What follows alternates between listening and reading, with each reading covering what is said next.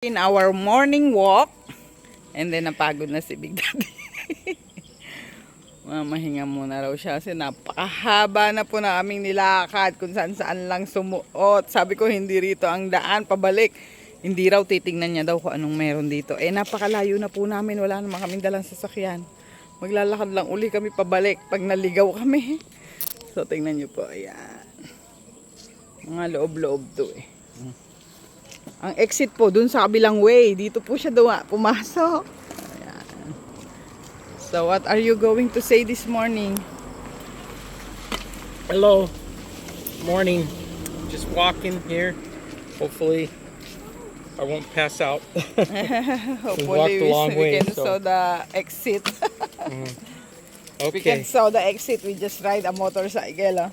Just ask somebody here to take us. Kasi napakalayo na po namin, sukat lumiko ba naman dito. Sa hindi namin alam kung saan to. Hindi naman dito yung exit. Kumabila. At titingnan niya daw kung anong nasa dulo nito. Ayan, sige, update ko kayo kung nakauwi na kami.